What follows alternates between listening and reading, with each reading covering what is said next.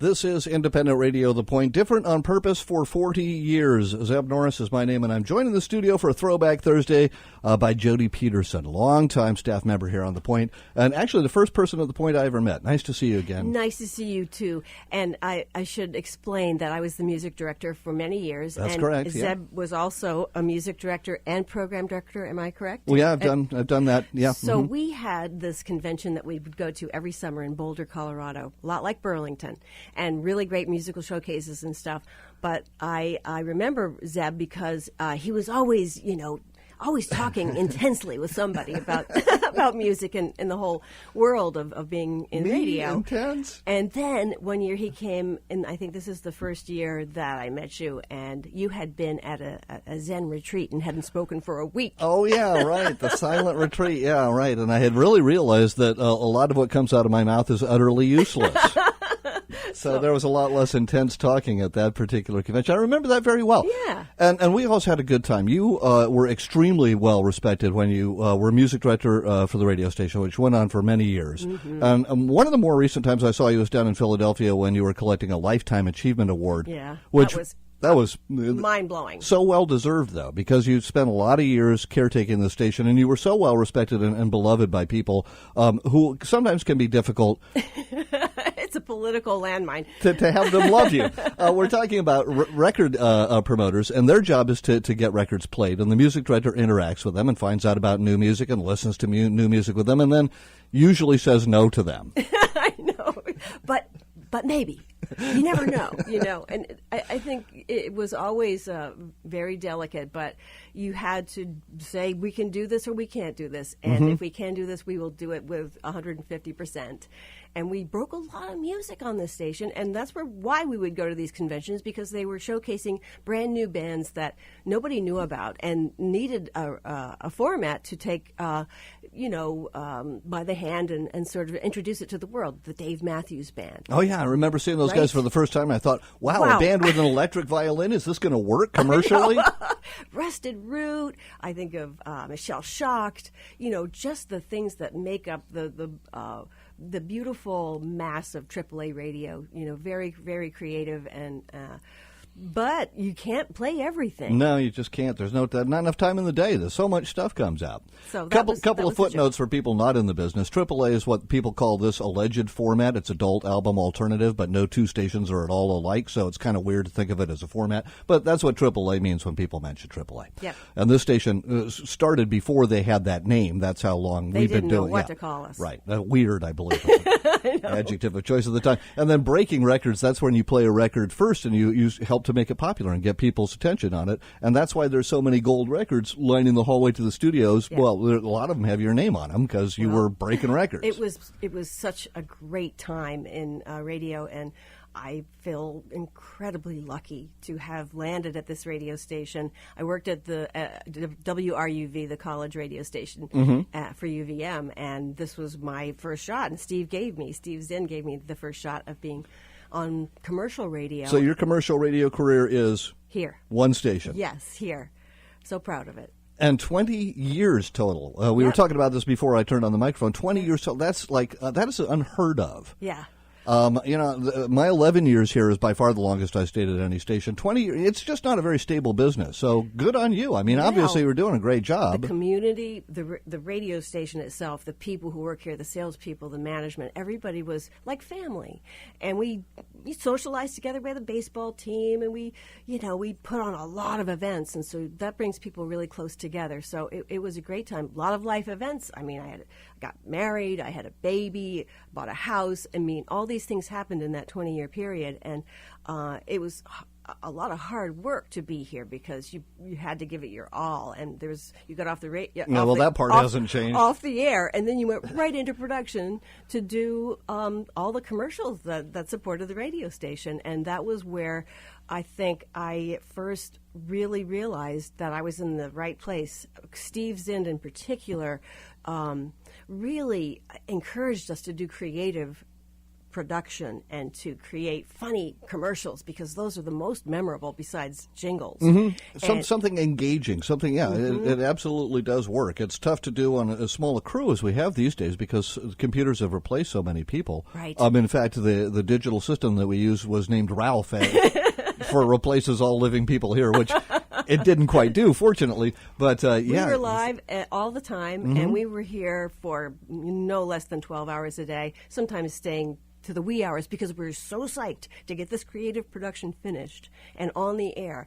It was such a rewarding experience to discover that. I was never in theater or anything in school, but I discovered a lot of voices inside me, and it was really exciting and scary, to put yourself out like that, but it was great. It's scary to turn on the microphone. I still get mic fright, but the first 5 years of my career, I don't even want to hear the tape. So music mixing part was okay. Did I have to have an on switch on the microphone was the big question. But the music itself was the most important thing. To have Absolutely. a job where you're standing in a place for 4 hours, dancing in place, singing at the top of your lungs, just feeling the passion of the music and really being an ambassador to the listeners to say, hey, listen to this.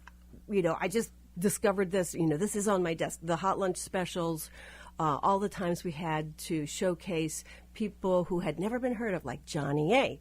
I wanted to tell that story because as music director, I would take calls a couple of days a week. All the record companies would call between, a few hours in the day.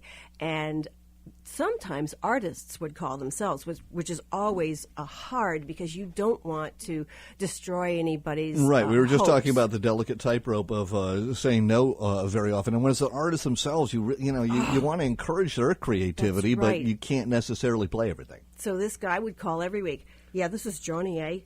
And I have a record, and I would really like you to play it because some other people are playing it, and they're saying they're getting phones on it. So he called every week and left a message.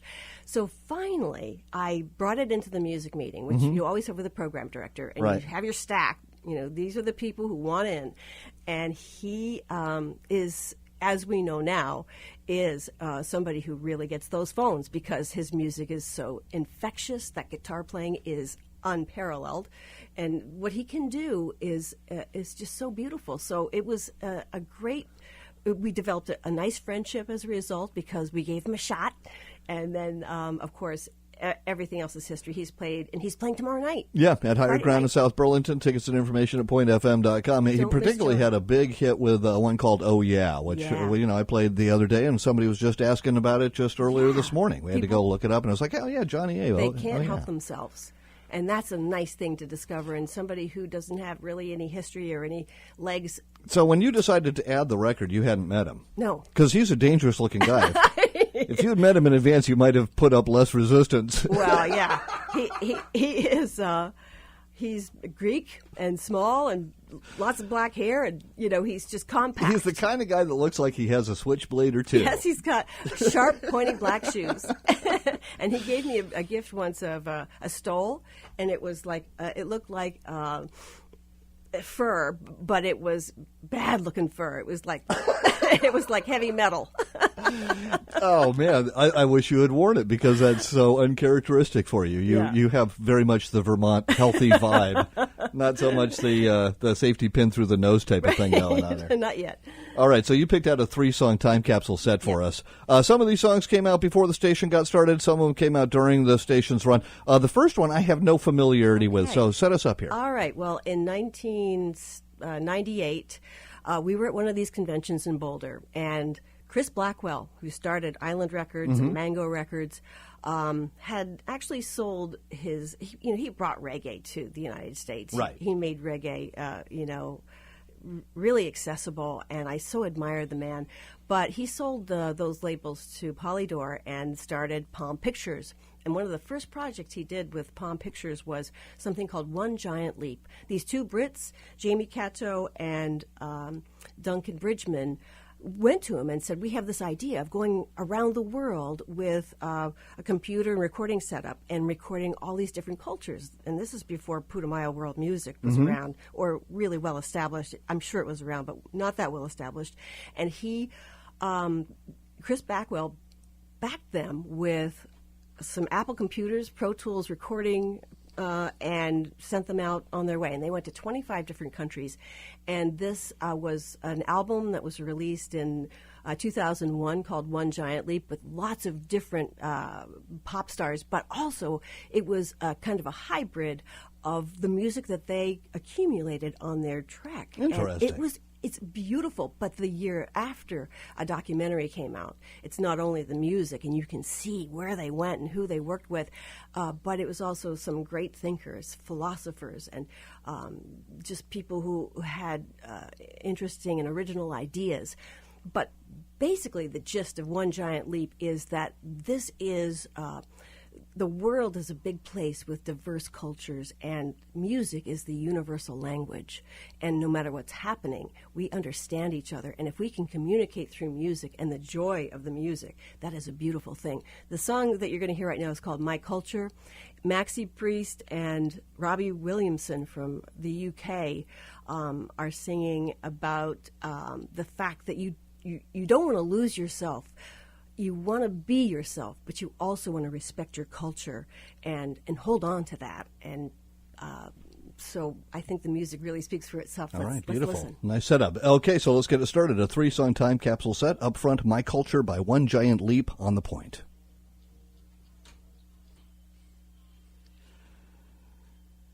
Independent Radio The Point with a 3-song time capsule set. But don't look at me because I didn't put it together. My guest in the studio, Jody Petersen, longtime music director and former program director, plus air personality. That doesn't sound right. On-air personality. Yeah. Sorry. That's okay. Well, the last song, of course, who doesn't know this one? The Beatles. Beatles. All You Need Is Love. And that was the song that my husband and I had after we said I do. It just captures. You have so much better taste than me and my wife. Oh, what was your song? You Sexy Thing by Hot Chocolate. It's so funny. Well, this was walking out of the church, so later things got crazy, of course. But and then the New Radicals, You Get What You Give. It's basically a truism. It really is. Mm-hmm. And it's cool that, that was considered alternative at the time, and alternative isn't necessarily, peace, love, and understanding, which is why that song worked so well for Elvis Costello. And yet there it is. It's basically the same message as the Beatles song. That's right. And except for the ass kicking at the end. I know. Well, I'm not going to go there, all right? I'm not going to go there.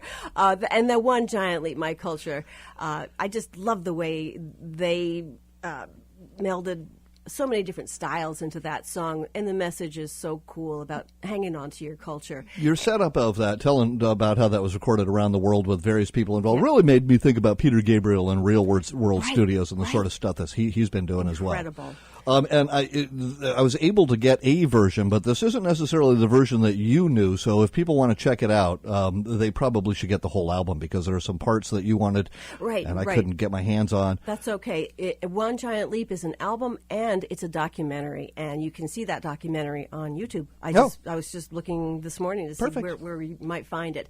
It's amazing. It's a couple of hours, and it's amazing. One Giant Leap. Just to recap very briefly our conversation before the music, your entire professional radio career was 20 years at The Point. The Point. And nothing else. And you were music director for a lot of that. Most of it. Most of that time. And then you became program director, which is sort of the career path that people do, music director first and then program director. I find personally music director is a more fun job. It is.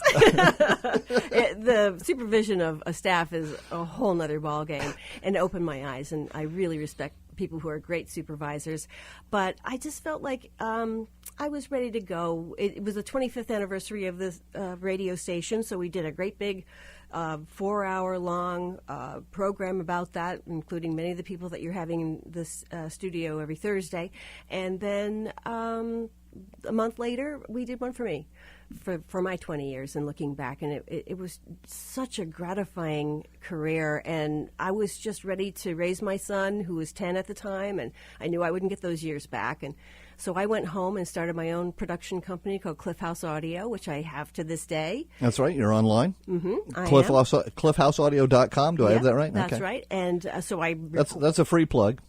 Thank you. We're not going to charge you for that, even though it's a commercial radio station. And a lot of the commercials you play on the air here are produced at my studio. That's right. I hear you on regularly. Yeah, and there are other people, too, like the hospital, CVMC, and Capitol Grounds, and a lot of Onion River sports spots. Mm-hmm. So it's been really nice to have the community, the credit union, come to me and say, hey, let's do this imaging stuff, which I love to do. It's very time-consuming, but it's very effective. And I just love doing it. Record a little bit of music up there, too.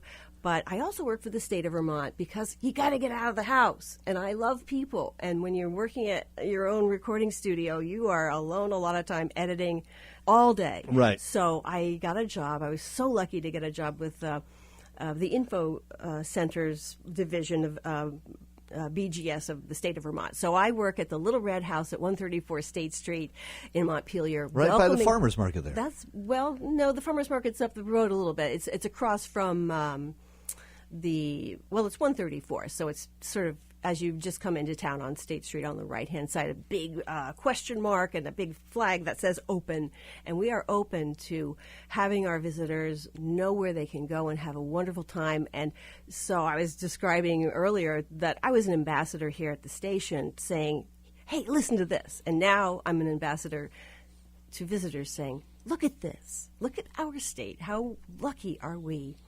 We are incorrect. It's just amazing that, and the radio. They're lucky to have the radio station too. I mean, it's part of it. I don't know if I'd still be in the business if I had to work in the sorts of environments that are out there. Other than the point, it's unusual that a station of this ilk is still going strong 40 years later, and it's a testament, I think, to the hard work and the great foundation laid by people like yourself and Jeb and Susan Spalding and Steve Zend, who we've had on earlier Thursdays. Very, very strong foundation, and the listeners are part of that foundation. Because can't do it without them. No, and they, it's such a great companion, the radio.